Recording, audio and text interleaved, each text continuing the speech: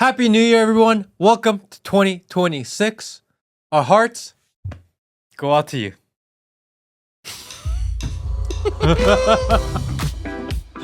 Good morning, good afternoon, good evening, wherever in the world you are. Welcome to the Matt Kim Podcast. I am your host, Matt Kim, joined by my co-host, Mr. Peter Saddington. What a wonderful 2026 we are entering into. Our hearts go out to you. Blessings upon many blessings on all of the viewers of the Matt Kim Podcast. Lock in. It's going to be a great show. We have some shit to talk about. I hope everyone had a safe and amazing holiday season. We did not get an opportunity to do the last episode of the year. We got kind of sidetracked. But we're here for the first episode of the year. So welcome, everyone. Hearts to you. This podcast episode was brought to you by VP.net, the only VPN that can't spy on you. It has been a wild start to the year. And I think, I just want to start with this clip because I feel like this clip is going to be the most foreshadowing of how this year will go for the entire year. I think this is the clip that sets a tone for how this year will go completely. All right. 5, 4, 3, 2, 1. Happy New Year! Pwned.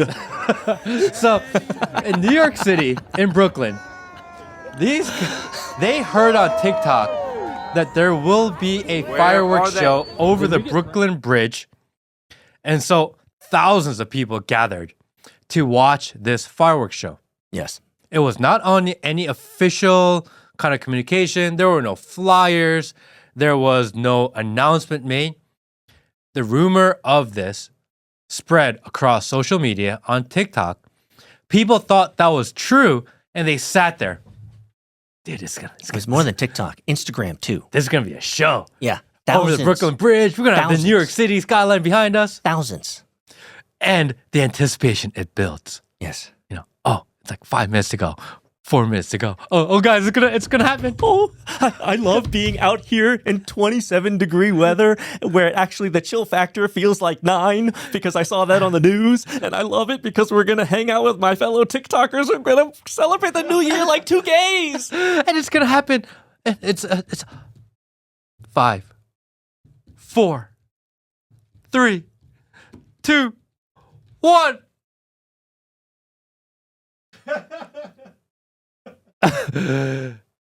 Nothing. They got owned by the internet. Matt, this is gonna be 2026. Bro. 2026. You like, we could end the episode now by me just saying, say less. Because what you've just said is exactly what's going to happen in 2026. The entire world is going to be pwned by internet AI fakery and other types of fakery and shenaniganry. Like, this is going to be the model of 2020. And frankly, if we're thinking super dystopian, 2026 and beyond. Well, so I got a question from this. We see how information spreads online. Yes. It is at a pace and rate that we've never seen before. And people, in the beginning of social media, it was really great at getting information and narratives out there that we weren't able to share. It was amazing. I didn't know that. I didn't hear that before. Oh, they've been hiding that information. And now I know, thank you, social media. Yep. But now it's got so advanced that people are using it and weaponizing it to own people like this. Thousands of people in freezing weather waiting for a fireworks show that was never going to happen. It just shows the NPC-esque type of models, mental models that these individuals have. Let's understand the logic and the process that happened. They had their mobile phone. They opened up their mobile phone to TikTok or Instagram. They saw somehow a video that said that there's going to be an epic fireworks show, right? It's free. You just have to show up. And they literally saw that and said, send to my homies. Let's go, man. It's free. Like, you didn't check with an official announcement or the city, because it's the city, right, who does this. So you have to check in with the city. Check the city, because that's where your taxpayer money is going to, are these fireworks. Like, no verification whatsoever. They spent hours in the freezing cold for nothing. This is the model for 2026 and beyond, Matt, and it's freaking scary. It's horrifying. What if they use moments like this to justify preventing, censoring, controlling, and removing information that they would consider misinformation, disinformation, That's an interesting harmful take. to society? That's an interesting take. If you just removed information that they would say is bad, and maybe it is bad or not, but if they just removed random information, people would be like, what the hell? Yeah. But now it's, society is getting owned by itself, so we have to do it. For your own good. And people are like, yeah, I had that experience. I sat outside in Brooklyn for 4 hours waiting for a fireworks show that didn't happen. There is a problem here. I'm pretty pissed off. I'm upset. Please, thank you for removing my rights and ability to have free speech. And when is it going to go in the next bill that I can vote on? Like, yes, this is the Karenocracy, which we've talked about ad infinitum. The Karenocracy are the ones who are absolutely livid about this, that they spent 5 hours in the freezing cold for nothing, and they're going to be the ones who are going to hearken back to that moment of absolute stupidity and say, you know what? The best way for that to... Instead of using my noodle and using my brain to not get pwned, I think it's better we create a policy to ensure that I never have to have this happen ever again. That's the Karenocracy we live in. Well, what's even crazier is that what created this hoax? Was the hoax even intentional? Did someone out there go, hey, we want to do this stuff. We need a way to propagandize the population in order to get them to comply and agree with this idea of censorship online, on social media. How should we roll that out? I have an idea. It's a really good idea, by the way. If that was our goal, that guy probably is going to get a raise because it was very effective. Could the whole thing have been intentional?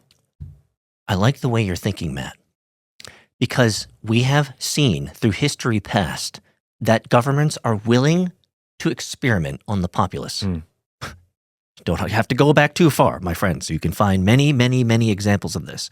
And so your hypothesis that this could be intentional as an experiment to understand human behavior, you would not be off the beaten path to make an assertion like that.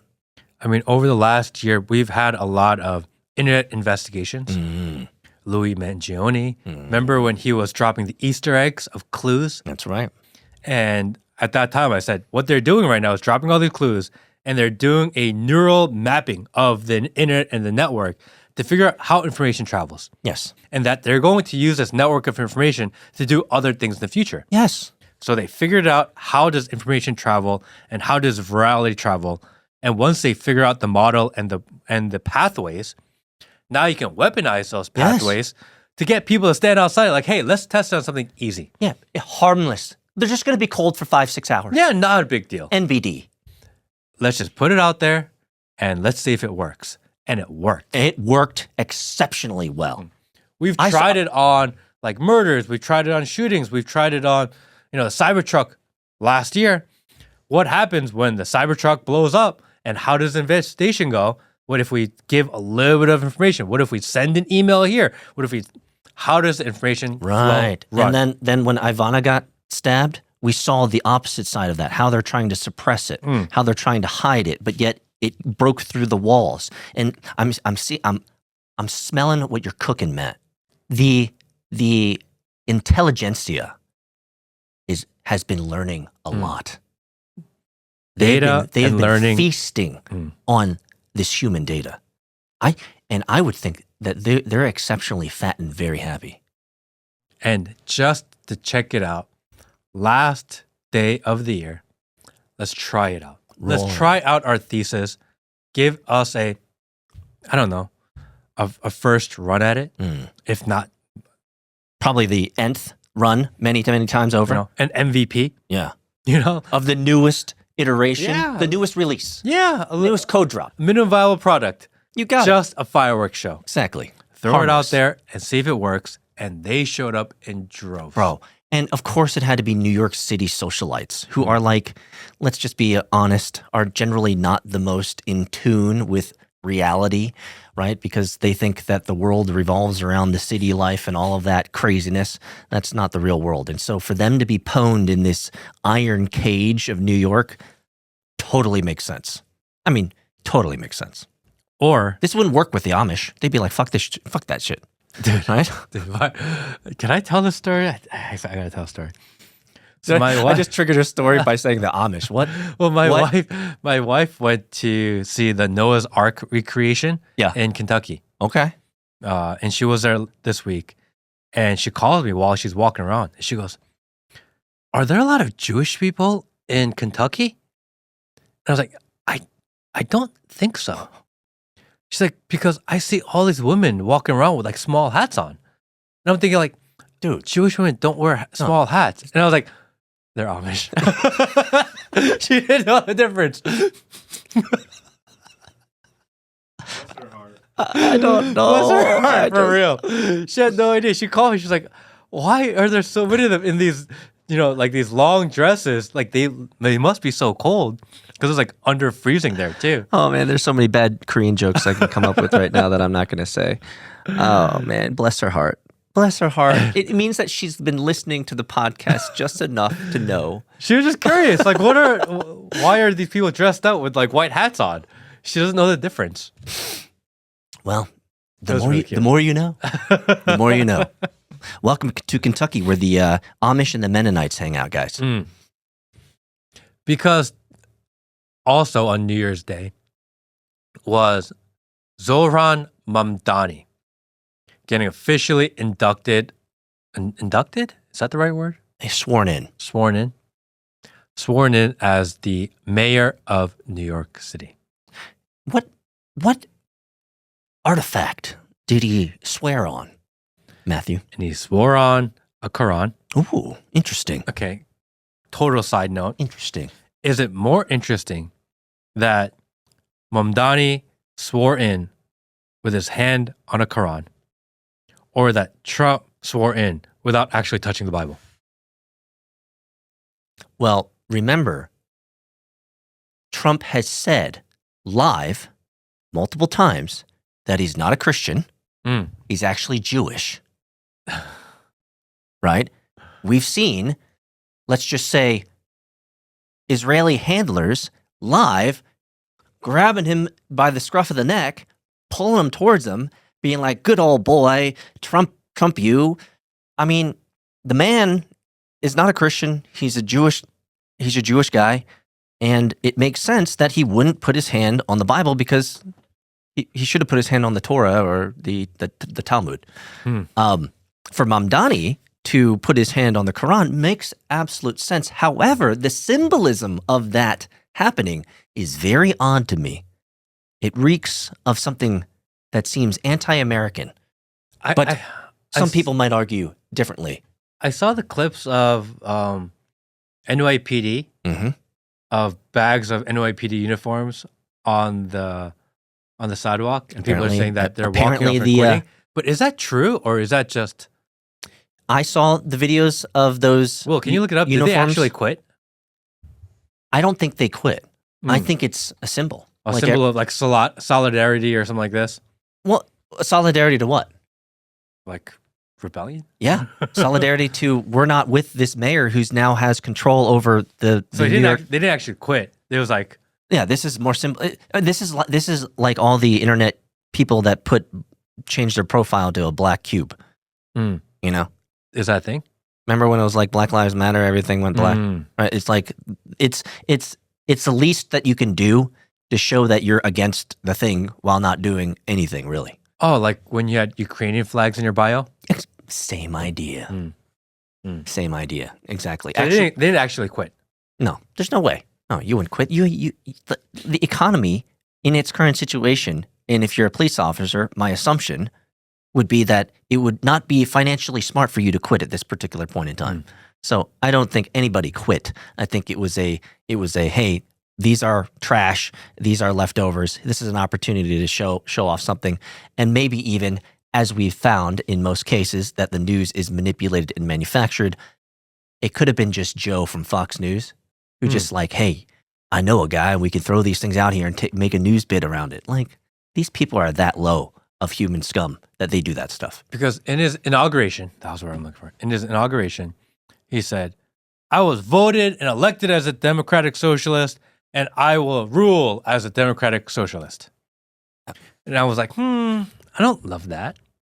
Not a great idea.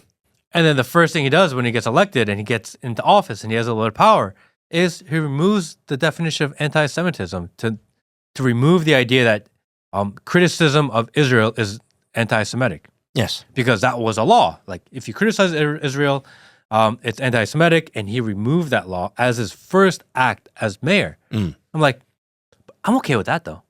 Seems like an act of it seems like an act of defiance. However, we have seen him placating and hanging out with, socializing, breaking bread with those that your wife would consider the tiny hats. Well, and Alex Soros. Yes, and those type of ilk of people. And so for him to do this, it actually makes sense to me that he would do this because it'll allow. Must we forget so quickly, Matthew, that the entire apparatus that we live in is a religious construct? Everybody in the world, especially the upper echelons of power, are all religious fanatics who have a religious worldview that ends in the culmination of mankind. And there is a particular worldview, right, that tells us that certain things must happen according to the plan so that they can rule over the nations. Okay. I got it. And so destruction, they don't care what destruction looks like, even if it's against themselves, because chaos is king. Okay. That's the game. Okay, then, Peter. Help me explain this one. I saw the clip of the OnlyFans person, Lily Phillips, who is like known for doing like 1,000 guys in a day. Yes. Like, she's one of these like crazy, super extreme OnlyFans girls who just sleeps with like thousands of men in like days. Yes. And now there's a video of her getting baptized. Yeah. Peter, what's going on? Explain that one. The Christianity is cooked. It's cooked.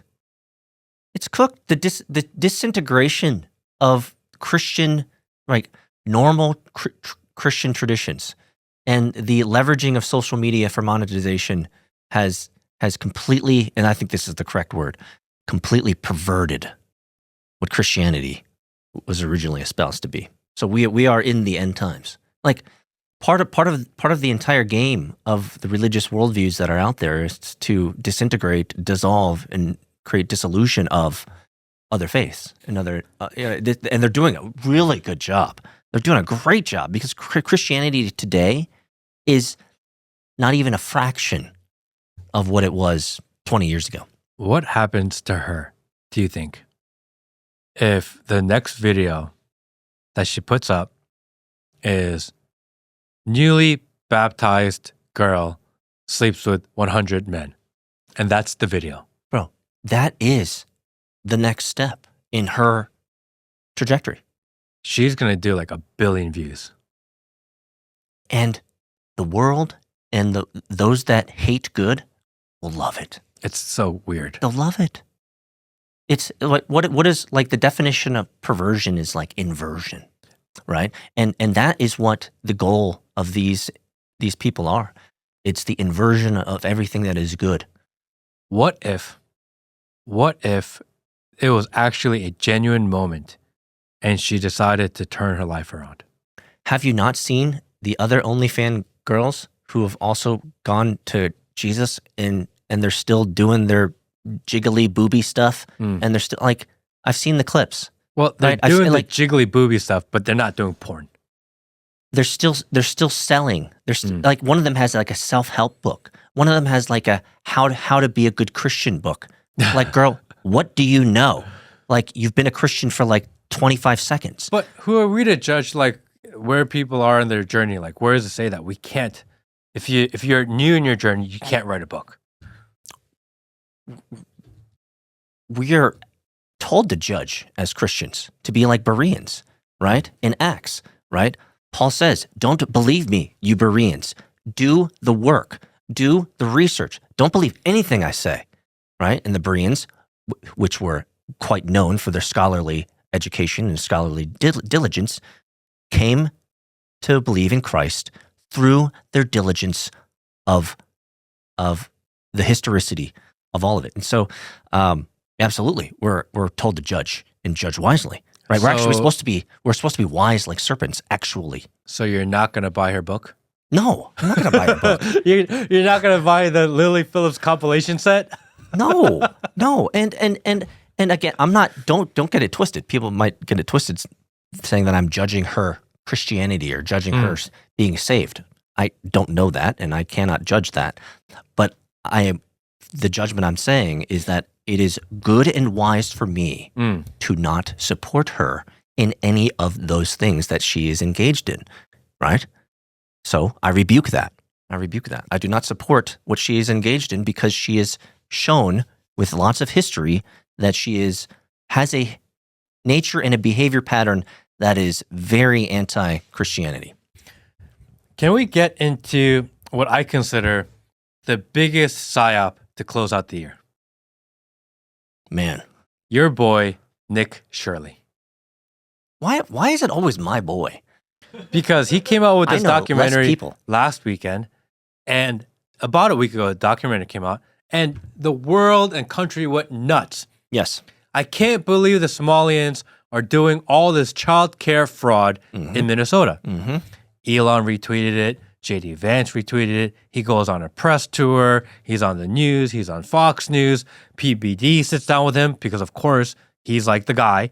He's hitting all the podcasters in the usual frame. Yeah. The same circuit that you would see anyone else Yep, you coming got up through. Yep. So it almost seems manufactured, man, because it follows the same pattern. And everyone's so pissed off, the Somalians.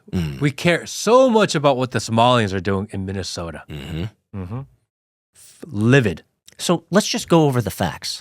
So the facts, well, so there's a lot of allegedly. So there's allegedly here the facts. Okay. But the alleged issue is that not millions, but billions of dollars are going into these daycare centers and let's just say healthcare centers, where neither healthcare nor daycare or childcare is actually being provided. Correct. What he has shown on his videos is circumstantial evidence that at the time of his arrival to these centers, these learning centers, and these clinics, is that no service at these clinics and these facilities were being provided at the time of his taping. Those are the facts. Yes. Right? Now, other facts we know is that this has been a known issue for years. Has it not? Yes. So we know in news reports from close to a decade ago, actually, that this has been a known issue within Minnesota as the Somalian civilization has grown. Actually, that's the right word for me to use. The Somalian civilization has grown in Minnesota over the last decade or so. This has become a more pressing issue. Now, the question is, why now? Well, if we recorded this episode on Tuesday, like we were originally planning on, I would have been like, dude, what the fuck is going on? The Somalians are stealing. This is fraud. They kick them all out. Why pay taxes? We saw that as a permutation of this. Correct. Why pay taxes, right? I would have been caught up in the hoopla just like everybody else was. Aren't you glad you cooled off for 3 days? But you wait 3 days and you're like, huh. If you think about it, The internet is this the winner. guy shows up with a camera going, let me see your kids. And like if a random person with cameras showed up to where my daughter goes to school, where the doors are always locked, and said, "Hey, I want to see your kids," I would hope that that school would kick him out and call the police. Absolutely. I would be As be their livid duty. if they did any other response than what these people did. Absolutely. Not saying it's right or wrong, but you can't take anything from their response. Right thing to do. Because there's the one clip of the one Somalian lady go, and it makes her look so guilty. At the same time, if that was my kid at that place, I would expect her to do the same. Fair enough. So it's really hard to judge. But at the time when I first saw it, I was like, holy shit, she's so guilty. That was my gut reaction. Right. But then now you think about it, like, oh. Well, if you put the objective together, right, I think, which is frankly what you and I are, I think, pretty good at doing. We do have our biases, but, the facts are the facts, right? They actually did the right thing. My child was in daycare at one time, so is yours. And to not show the minors is the right thing. That's why we pay them for protection, right? For protection and education. Now, the bridge that he is trying for us to cross, which is not hard, is that there is historicity of fraud being perpetrated. Yes. In mass scale, by the way, in not only Minnesota, but other immigrant communities all over America, by the way. What he's doing is he's crossing the bridge of saying, look, we know this to be a problem, and this video evidence is emotional enough for everyone to easily cross the line and say, this is a problem now. So, to what end, Matt? What's the end? What's the end game? He clearly went at times where he knew that they were closed. So the purpose wasn't to... He's not an investigative journalist. He's like a shock jock. He's a YouTuber. Yeah, he's a shock jock. He's getting the clips. He's getting the shock. And if we just took him as he's just YouTuber, then I don't think the reaction would have been as crazy. He's just YouTuber. He's just making a video. Yeah. But it's when Elon and JD and then now Pam Bondi is responding to it, and you have literally the top of leadership amongst the presidency and executive branch of this government retweeting it like it's groundbreaking investigative journalism. Now you have to hold what he's doing to a higher standard. Fair enough. However, can I counter? We saw a permutation from this arise in the social of why am I paying taxes? Which, fair enough, fair question. Why am I paying taxes if these guys are just looting us for free in broad daylight? Another permutation from this issue that arose, just forgot what it was. Just lost my brain. He is going out there and he is doing this for clicks and views, which is fine. But then you start to realize it's very propaganda-y. Yes, it reminds me of this whole incident. Reminds me of Haiti, the Haitians in Ohio last year. Right. There was one report of a lady, and someone says, "Oh, where's the cat?" Whatever else, and then the narrative is the Haitians are eating the cats and the dogs. And then Trump goes on stage. He's like, "They're eating the cats, they're eating the dogs," and becomes a meme, and it goes everywhere. And all people think about is how Haitians in Ohio are eating cats and dogs. Yes. Question: do we actually even know how that resolved? No. Nobody knows. So, did they actually ever eat the cats and the dogs? Well, we have no idea. We have video evidence that shows that they actually do. We have video evidence of someone saying they do. We actually don't know if they ever ate any cats or dogs. Because that story actually never hit a conclusion. Fair enough. We pushed out the narrative like the president's like, they're eating the cats, they're eating the dogs. We actually don't even know how it ended. However, we do have evidence historically that the Haitians do eat the cats and dogs in their homeland. So for them to bring... Chinese and Koreans eat cats and dogs in their homeland. Fair enough. Doesn't mean I'm at home eating cats and dogs. That's the jump. Fair enough. But I would not consider the Haitians to be of the same species group as Koreans in terms of their domestication, right? Right. Like Koreans is in their Korea have built an amazing infrastructure, city, industry. Haiti has nothing. It's a shithole. So It's true. evidence would suggest that if you're coming from a shithole and you haven't been able to make that good, and you're coming here, you're probably bringing those habits, that IQ, with you. So to make a comparison of Koreans versus Haitians, I think is lacking of substance. Okay. Chinese eat cats. They do, but they don't do them in America, from what I understand, unless someone in the internet world can tell us that they're eating cats in America. We do know the Chinese are making lots of weed all over America. That's Really? for sure. Oh yeah, haven't you seen those reports? No. Man, they are crushing it, right? And Oh, yeah, I do They're know lacing Chinese it. guys With that all, tend. they're lacing it with all terrible pesticides and shit. Don't smoke weed, guys. Don't do weed. So Just mushrooms. we have this narrative that goes around that the Somalians are defrauding the system. Well, Fair. It's true. it's true. It's true. It's true. And many other immigrant civilizations in America are plundering America as it stands right now. And so all of us are thinking Somalian bad, Somalian fraud bad. There are people out there that are committing fraud, and this needs to be stopped. Couple of things I want to put out there. The number one place in the country with the most Medicare fraud that's in the multi-billions on an annual basis is South Florida. How can we never go after that? It's a known issue down there. So, yes, the answer is, if we look at the meta, this is a good thing. It's good that Americans are wising up and waking up to the fact that so much of the taxpayer money is being defrauded from the American citizen and American infrastructure. I think it's a great thing that we're waking up to it. So what I hope would come from this, to answer your question, what I hope would come from this is more of the thing that I forgot about earlier, the permutation on Twitter, citizen journalism. I want to talk to you about that. You were saying Pambani, Trump, they're all talking about how he's a journalist. But there was a permutation on Twitter that I actually appreciated, because a lot of people were talking about more citizen journalism. More citizen journalism. And I was like, good. If you have free time and you are in an area that you don't like and you want to make local change because you live there and you have a camera and you can go videotape it, do it. Because you and I have talked about this.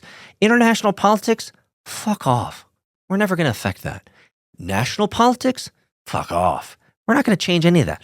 You want to make real impact, it's your local vicinity. It's your local politics. It's your local home. So if you're in a local area and there are politicians in your local area that are doing, bad shit, and you have a camera and you're willing to be a citizen journalist, what say you to that, Matt? Well, the result of too much citizen journalist, which I am for, however, the problem that will arise is the Brooklyn Bridge fireworks show. Everyone thinks they're a citizen journalist. They put out information. They actually don't have the ability to research or check. There's no accountability for the information they put out there. And therefore, you end up with thousands of people sitting outside Brooklyn Bridge waiting for a fire show that was never going to happen. You sound like you're on the side of the censors. I don't think I'm on the side of censors. But Because that's a good argument for what the censors would say. Well, this is a natural progression that it will go regardless if we want it or not. Because as you have more people out there almost spying on each other, telling on each other, as that increases, more people will get it wrong. And the more people that get it wrong, it's more justification for them to make it stop. So therefore, censorship and selective censorship is a good solution for this.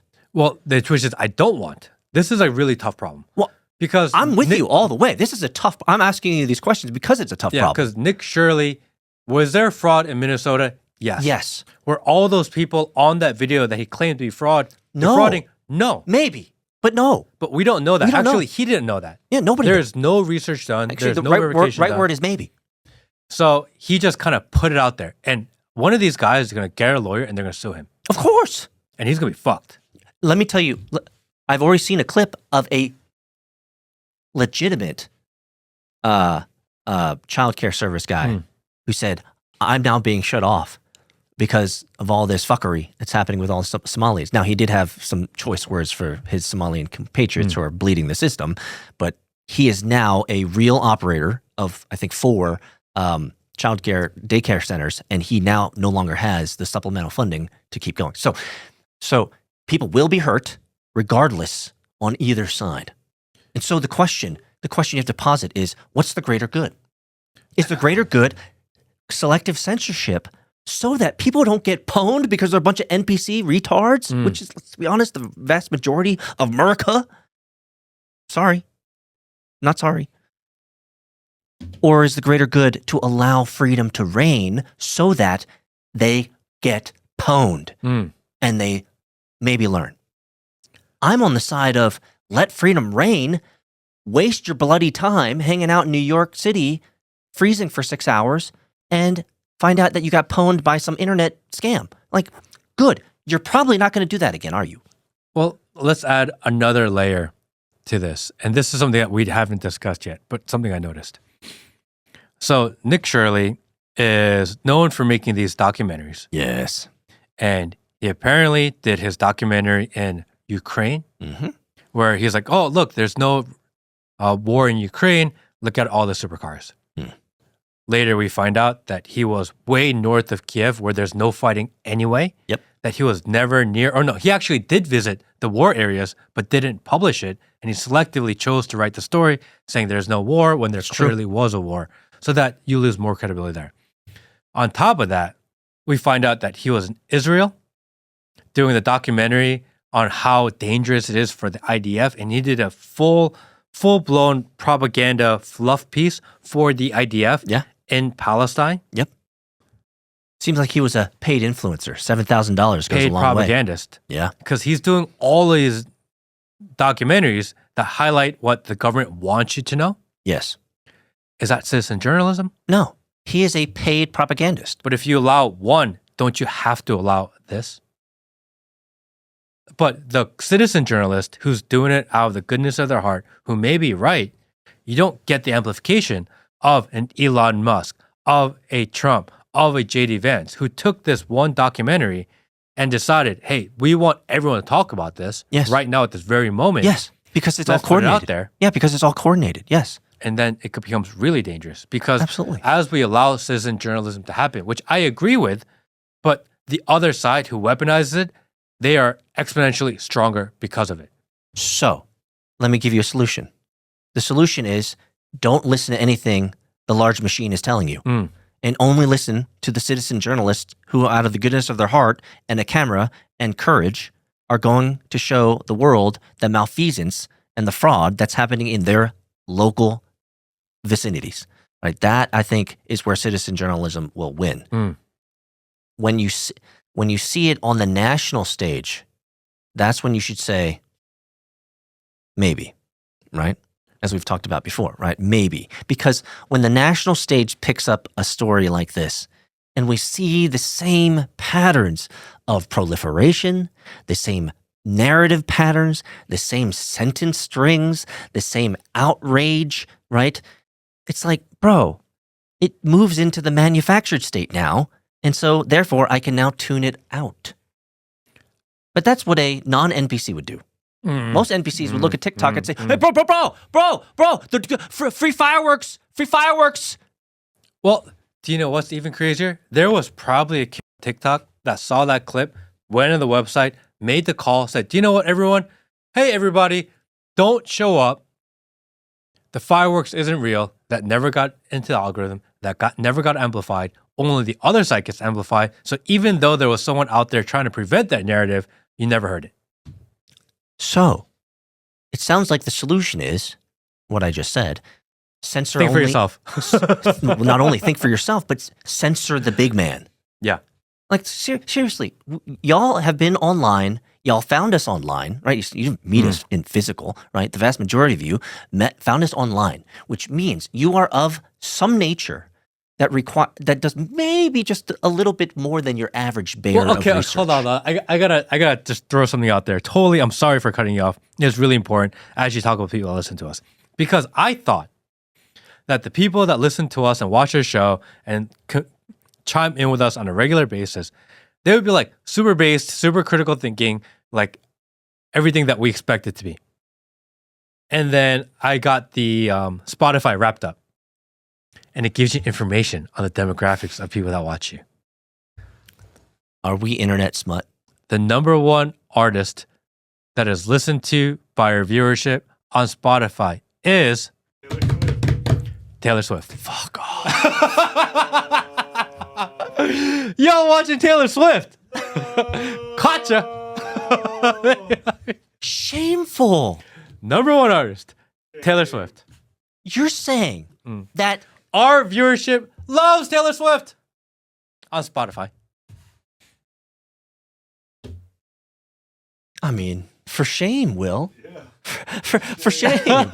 like, I feel like I need a bell. SARS love the Swifties. Shame. Shame. Love blonde ladies. Shame. Mm-hmm. Man, Number one by far.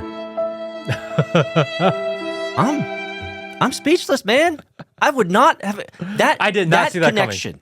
That so you're what, like I can see it now. 2025 year in review. Your listeners, your best listeners, also watch Taylor Swift. Is what you saw. Listen to Taylor Swift. Mm-hmm. But on Spotify, we have about, I think, almost 1,000 people that we are their number one podcast. Which means We are the most watched podcast in their feed. Which So, means- thank you, that they're also Taylor Swift watchers. It's like Matt and Peter, Taylor Swift. Matt and Peter, Taylor Swift. dude. Have we failed, Will? Shake it off, Will, shake have we- it off, Matt and Peter. Shake it off, Matt and Peter. Have we failed? Is this what failure feels like? We are talking at a wall. Is this how it feels? Work in progress. Shit, man. So next year, my goal is to make sure that Taylor Swift is like number 2. Yeah. Who let me put it, let me ask you this. Who would you have really appreciated to be like related to us? Okay. I think number 4 and number 5 was Kanye. Okay. Still in the music section though. I mean, of the music, the recommendations are music. Outside of that, I think people watch a lot of Tucker people, Candace people, and PBD. Wow. So they're Taylor the big Swift, ones. man. I didn't know. I didn't know we were run amok with Swifties. Shake it off. Shake it off. You know, you learn new things every day. So he was cutting me off from something that I was talking Sorry, about. totally sidetracked here. You're talking about the viewership. You're almost giving them credit. And I went to like, let me take That's that right. back real quick. So clearly, we're dealing with. Look, guys. Did you lose a little respect for our viewership? That's why I'm just like I'm capitulating right now, man. I'm like, I held everyone to such a high standard. I 'Cause did. Everywhere I go, I say our comment section and our viewership is probably the most awake and understanding of issues. That's what we don't. Or at least the people who are willing to comment. Yeah, that's what we don't. Maybe the Swifties don't comment. deep into setting up the issue that we discuss. We assume that people that are watching us already have context in which we are discussing topics. But we do. We are outline- not a beginner podcast. We're Yeah. not a beginner of Yeah, ideas. we assume that this is you're. advanced level stuff. Well, we assume that you're on the internet, Correct. right? And you're not just consuming MSNBC, Fox, and CNN, right? Yeah. So You're not, that's our assumption. You're not waiting for us to present the story. You're waiting for us to analyze and break down the story in Yes. which you've already heard. Yes. This is the assumption we have going into these topics. And that's why people listen to the Matt Kim podcast, because they want to know Matt's opinion And Peter's. on what's going on in the world, right? Right. And so But it's our fault. We only upload about once a week. In that 1 week, there's a lot of downtime. So so Taylor Swiftie is the answer. Taylor It's our fault. we need a Taylor Swift soundtrack on the board now. It's our fault. We do. Our viewership and our engagement rate will go through the roof Bro, once we add Taylor Swift to the board. 100. Yes. Bet. Yeah. Let's do it. Got to do it. Got to do No it. cap. No Yep. cap. Let's do Yep. it. Let's switch out the you know what's even soundboard for crazier? only Taylor Swift emoji type thingies. Do you know what's even crazier? That Spotify putting Taylor Swift as the number one listened to artist amongst your viewership is probably the biggest psyop out there, because they do it so that you talk about it and you incorporate her into your show, and then she gets bigger. But we get bigger. Mm. I'm willing to make the compromise so that Peter loves some Taylor Swift. the Google bots and the YouTube bots, when they go through our show, because they're looking for the SARS, they're looking for the freedom movements, they're looking for all the things that they can take away from us. But if we are laced with Taylor Swift sound bites, dude, we will totally pass all of the guards. Okay. We're going to reroute back to the conversation now because that was side tangent. Look, guys. guys. Can't let this one go. Let me make it very simple. If the mainstream media is on the side of your views, you're the bad guy. It's true. You're the bad guy. Like literally. Peter, give me an example. The news loves the Israelites. You're the bad guy. You're the bad guy. So I want to get into Somaliland.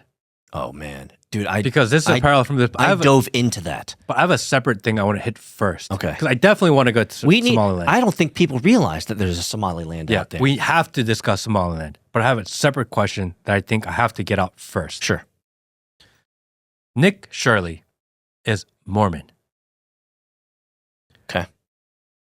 Mr. Beast's new philanthropy sponsor is the Church of Latter-day Saints. Yes. Charlie Kirk was murdered at a Mormon event. Yes.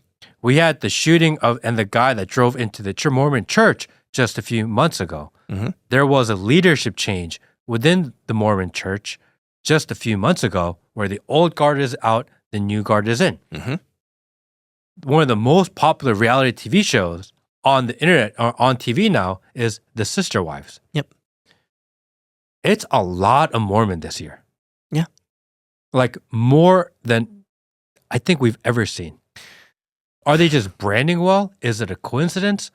Or is there something going on behind the scenes where you have like either the Zionists and the Mormons in cahoots or the Zionists and the Mormons like fighting for a struggle. And the Mormons are like, hey, look, the Zionists are doing a really good job at this propaganda thing. We should do this also. What? I don't know which one it is, by the way.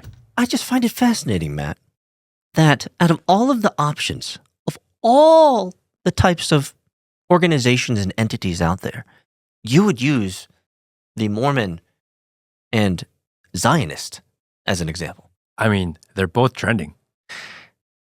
What's curious, though, is that if you do just cursory research, you'll find that actually the entire Mormon church is deeply connected with Zionist roots. Fascinating.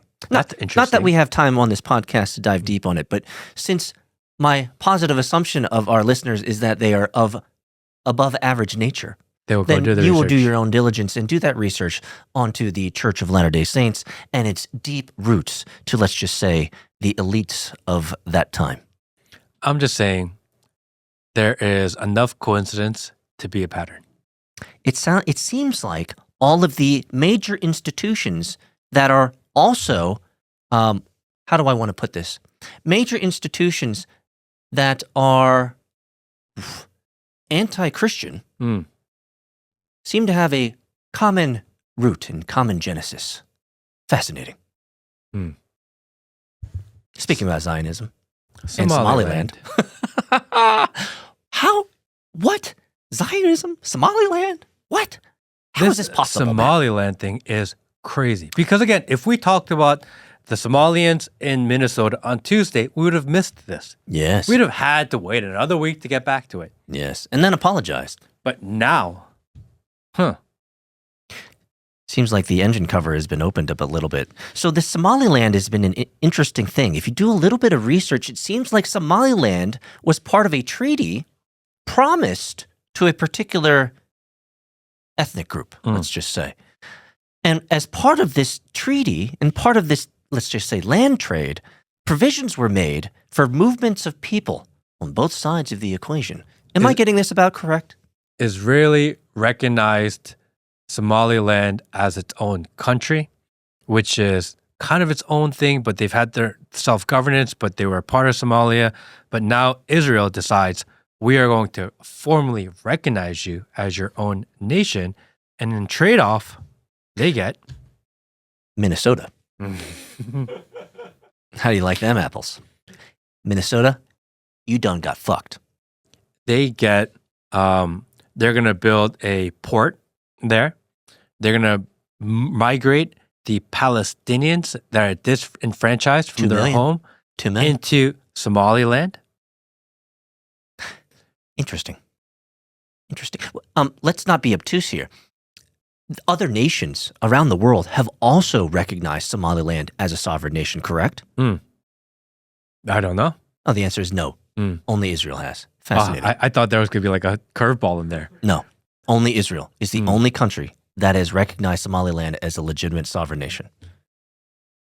Clearly, put 2 and 2 together, they're the only nation that has claimed Somaliland as a sovereign nation so that they can leverage this nation to their own means and ends, which was part of the provisions of these contracts that you can look up on the internet, which tell us that there was provisions of land trade, movements of people, of Palestinians to Somaliland, and they also get lots of, let's just say, slush funding through the American system. Interesting, though, that Somaliland leaders also own daycare centers in Minnesota. Fascinating.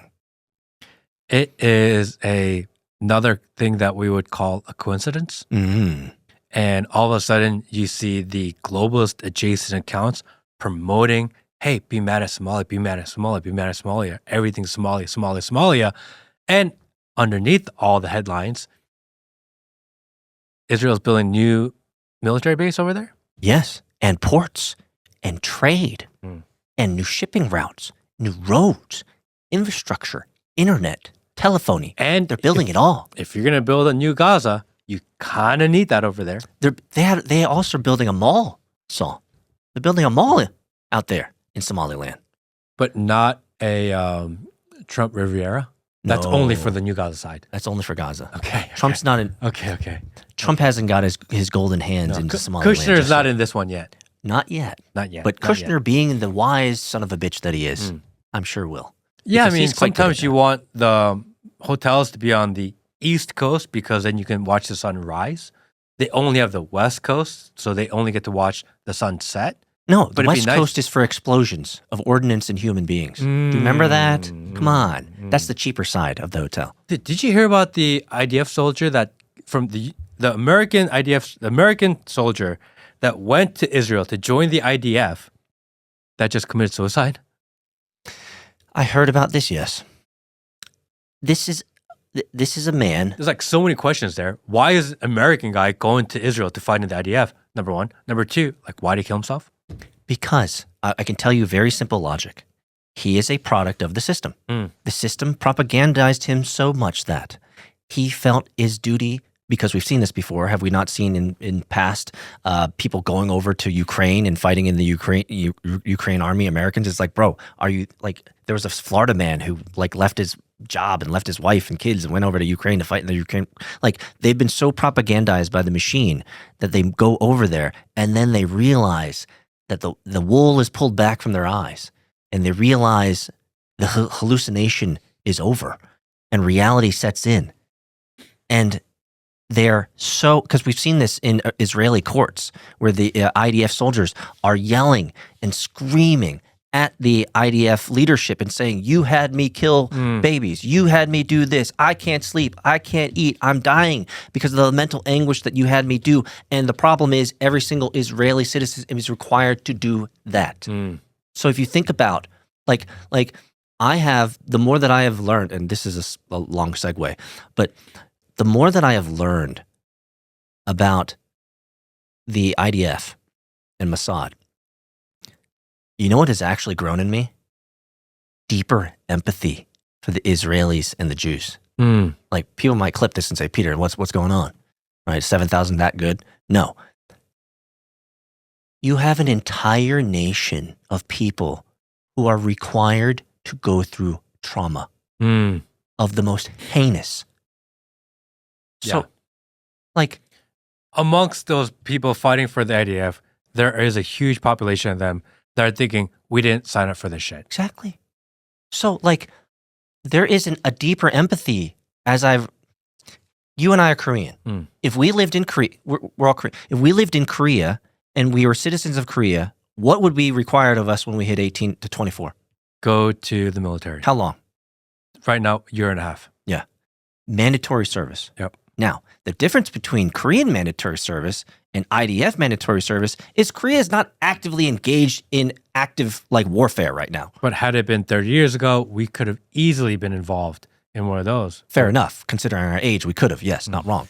However, the IDF, they are actively engaged in firefights every day. Yeah.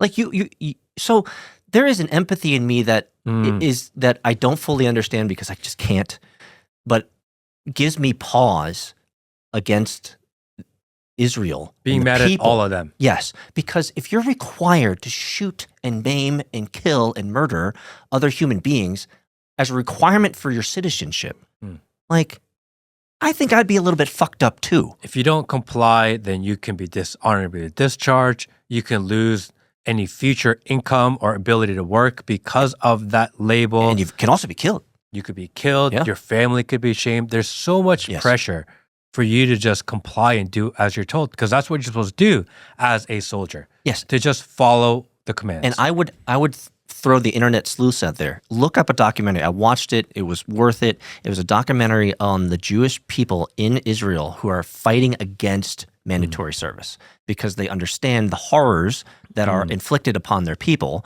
because everyone's required to shoot other people. It's like, bro, like put one and one together. Duh. If you shoot another person, you are going to be irrecoverably changed, probably not in a good way, right?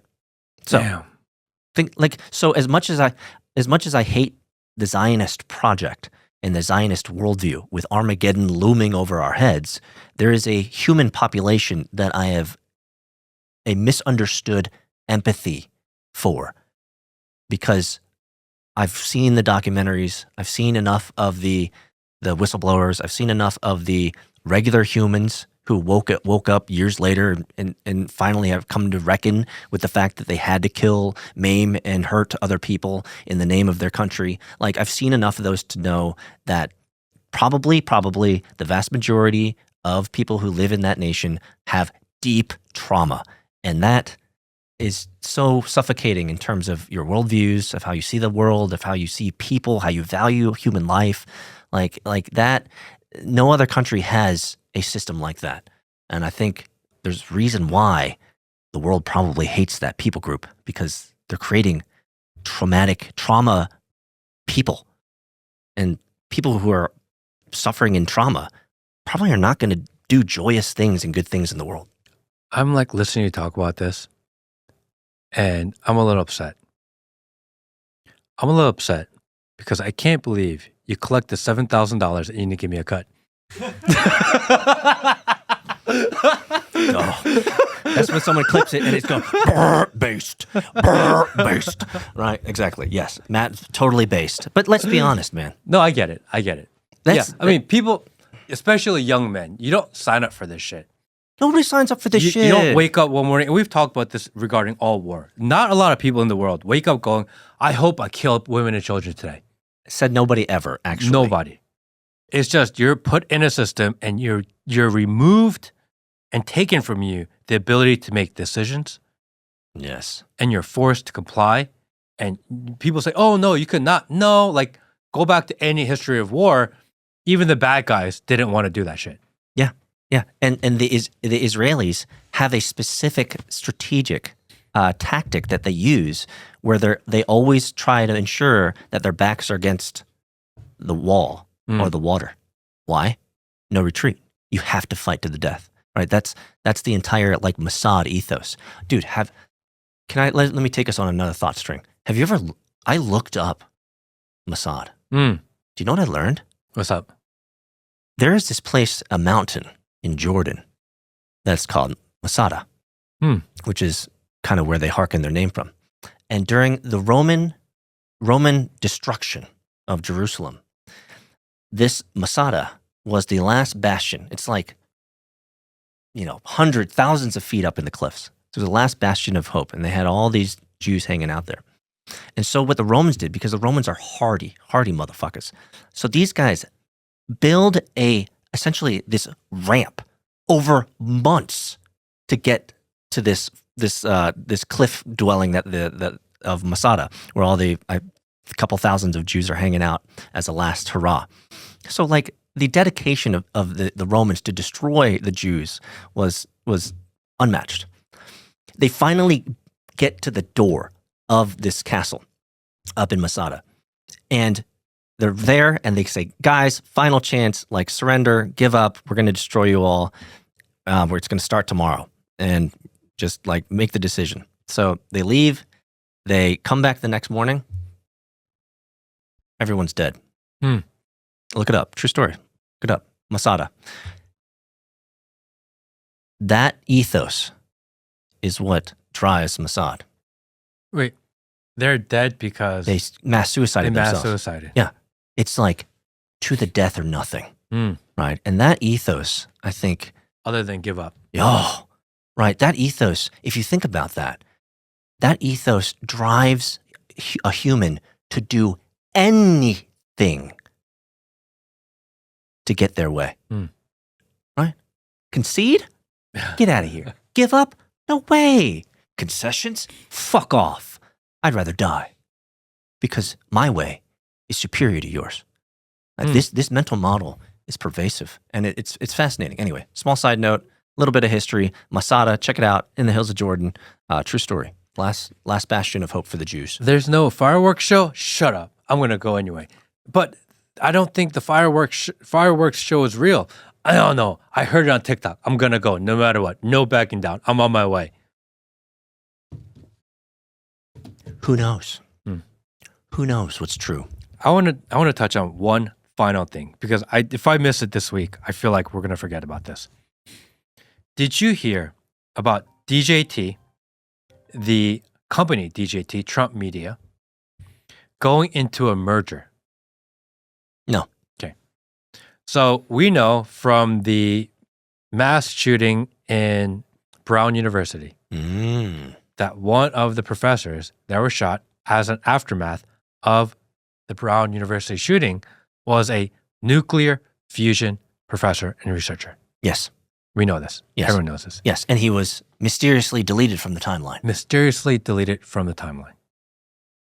I mean, what's interesting is if you look back in history, we've actually had precedents of this, that similar individuals of such knowledge and wisdom and scholarly work in the same field have also mysteriously been deleted from the timeline serendipitously after they were claiming some profound idea has been discovered.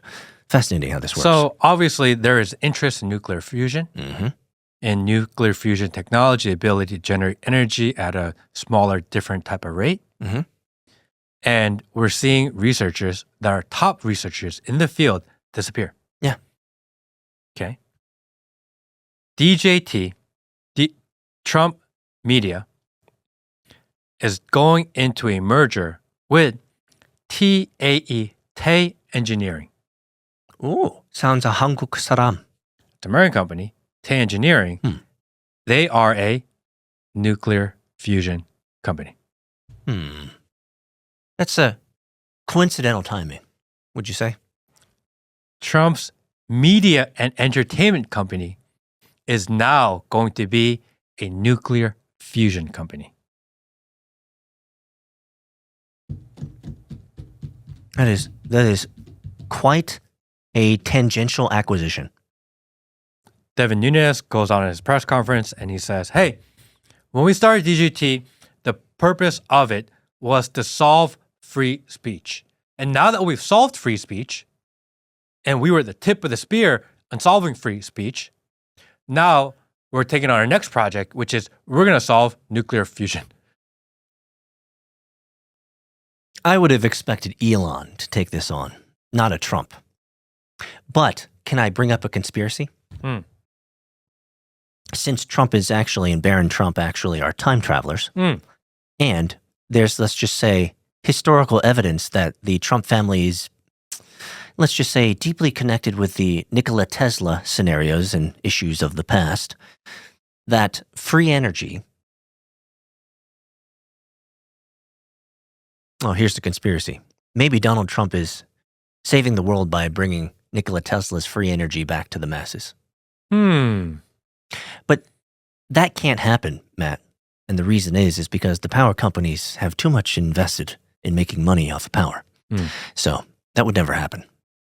I think it's very interesting and odd that all of a sudden at the same exact time, there's a lot of movement going on in mainstream regarding nuclear fusion. Are we going to have finally aliens? Is this where we're going?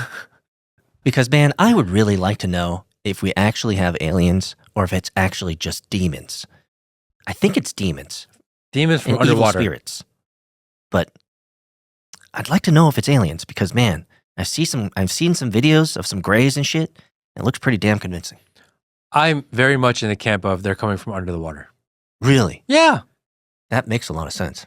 Because that's like the kind of thing that people are talking about. Like, how come every time you see a UFO, it's popping out of the water? Oh, yeah. Well, actually, that's where they're coming from. Yeah. And because we haven't explored underwater. Oh, like and we've why explored not? like 2% of underwater. So, Yeah. it makes a lot of sense. Why that is they'd be CERN digging down? You know, my son asked me a question the other day about the megalodon. And he asked me, do you think the megalodon still exists? And I said, hell yeah. Hell yeah. We've only searched like 2% of the oceans. Those megalodons live a long time. And they live deep. Deep. I don't know what a megalodon is. It's like the big ass shark. Is that true? Shark. Is that true, Will? I feel like he gave us a thumbs up. It's a megalodon. My son would know. So I said, absolutely. Because we have seen evidence of these squids and these big giant beasts of the deep that have had scars and, battle marks and these types of things. It's like there are giant creatures under the water that we have never seen before. Absolutely. With the reptilians and the aliens and everyone else. That's why they decided to take the soda can into the water and go find them. That's what rich billionaires do, is they take soda cans deep into the water trying to find the aliens and the Loch Ness Monster. And if I ever become a rich billionaire and I get down there, I'll let you know what I find. See you guys next week.